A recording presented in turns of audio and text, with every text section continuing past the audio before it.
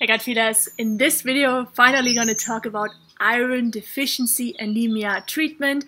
This video is for you if you're diagnosed with anemia and iron deficiency and you want to know what causes it and what you can do about it in a natural way.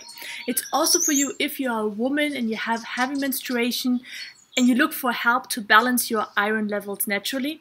And if you have low energy, you wake up tired in the morning, you just feel low all day and you suspect that you have iron deficiency but are not sure, this video is also for you. What we'll cover in this video are two things. Number one, the 5 most common reasons that are not on the medical radar for iron deficiency and anemia.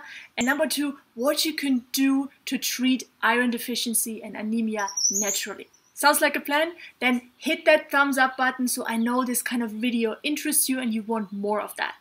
And if you stick with me till the end, bonus tip, I'm going to give you one simple thing to look out for in your daily routine to improve your iron levels naturally. Are you ready for this? Let's go! I'm often asked by clients, what can I do to treat my iron deficiency? What can I do to treat anemia and get rid of it? Now, the most important question to ask here is why? Why do you have low iron? Why do you have anemia in the first place? Now, it's good to check with your doctor to rule out that there's nothing medically serious going on that they can detect, like inner bleeding or an organ not working well. But after that, doctors are often clueless what really causes iron deficiency, and we're going to cover that in a second in this video. Iron deficiency is one of the most common mineral deficiencies after zinc. And both iron and zinc are heavy metals. They are healthy heavy metals. This will be important later on in the discussion of this video. In order for you to treat iron deficiency and anemia naturally, you gotta understand why you have it in the first place. This is why we're gonna cover right now the 5 most common reasons that are not on the medical radar for iron deficiency and anemia. Number 1 are medications. Medications like antibiotics can deplete your iron levels. Number 2, not often talked about, especially in medical communities, is an overburdened and toxic liver. The more toxic the body is, the more it uses up minerals like zinc and iron. Interesting thing about toxic heavy metals. And let me know if this is new information for you. If you heard this for the first time, type yes in the comment box after I shared this with you. I'm super curious if this is something new. The more deficient you are in healthy heavy metals like zinc, like iron, the more ready your body is to absorb any kinds of toxic heavy metals that come out from your environment, like mercury, cadmium in water or in medication. This is because the chemical structure from heavy metals is very similar. So imagine zinc being very similar to mercury. Meaning, if the body is very deficient in zinc or in iron, it's much readily absorbs this toxic heavy metal like mercury. If you have enough zinc, if you have enough iron, you are not completely immune to toxic heavy metals, but the body is much less likely to absorb them that readily. Reason number 3 for iron deficiency and anemia, not much talked about, although this is really like a medical baseline. This is what you learn in the 2nd year of studying medicine, and that is low stomach acid.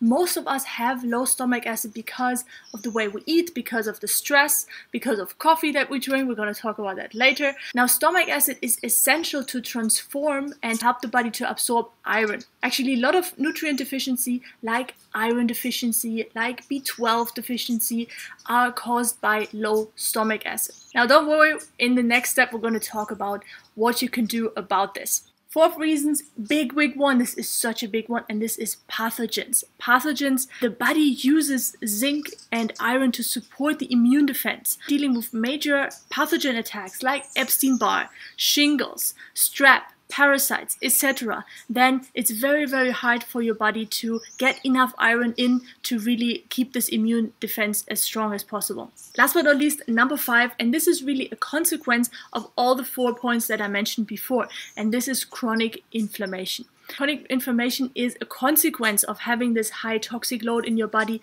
of having not food be digested well because you don't have the stomach acid, you don't have the enzymes, the liver is overburdened, and then the food starts rotting in the gut, creates all kinds of gas, ammonia, inflammation, and also pathogens.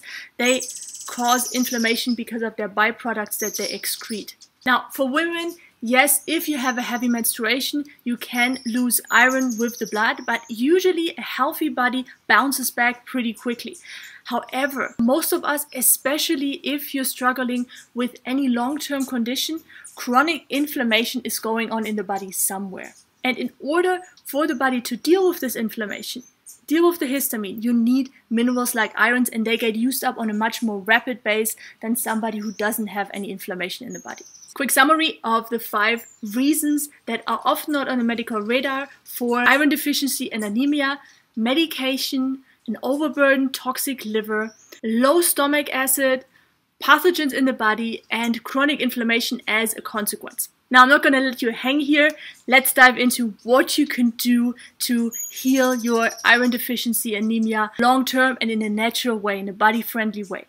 By the way, if you like this kind of content and you are not yet subscribed to Gut Feelings, make sure you are, and make sure you turn this bell on. So if you are a subscriber already, if you're a gut feeler, check if you have the notification bell turned on to all notifications. This is important because I'm often sending out polls. I ask you what do you want to have as a next video. I ask you questions that shape the channel. So if you want to have a say in that, you want to get to the next live Q&As, get notified, make sure your notification bell is turned on. So let's get started. The 4 things that you can do that are simple to amp up your iron levels, treat iron deficiency and anemia. Number 1, so simple, guys, so simple and often ignored. I have so many women who are starting to work with me as one-on-one clients. They are highly iron deficient, and I ask them, do you drink coffee? And they're like, yes. And I'm like, Because coffee and any caffeinated drinks, Red Bull, green tea, black tea, all of that, they deplete your HCl level, they deplete your stomach acid, and they are proven to inhibit the absorption of iron. So you gotta find a replacement. I link you a video down below. What's the best coffee alternative? Get off coffee immediately. Number 2, gotta help the body to cleanse from toxins, to get all this toxic waste out of your body. Simple thing is to do a heavy metal detox smoothie, recommended by Medical Medium. I have a whole video where I explain everything that needs to go in that, and I have that every morning. Every morning, support getting the body fueled with nutrients and getting toxins out of your body in a gentle way. Third on the list is reducing the pathogenic load. This is super, super important for anybody suffering with any chronic condition. You need to take care of those nasty pathogens. And one of the best way is to stop feeding them foods that they like. I have a video where I talk in depth about what are those foods. Make sure you check that out down below to dive more into that and to adjust your diet accordingly. If you want the quick start, and you want to just get a 1-week meal plan to help you implement all of that and get background information what you're doing, check out the 1-week gut healing challenge, where you get everything: shopping list and meal plan and delicious recipes that are perfect for somebody who's suffering from iron deficiency and wants to recover and want your help to body you bounce back naturally. On the list, amp up your stomach acid. I've got a video about this in depth where I show you how to do that naturally. Celery juice can help, ginger can help. If you want to learn more, check out the video below about how to improve your stomach acid. And 5th, I know I said 4, but it's actually 5. Shame on me. Number 5 is gotta support the body with the 3 key players that help to lower inflammation and that support your immune system. Those 3 key players are iron, there are zinc, and there are B12.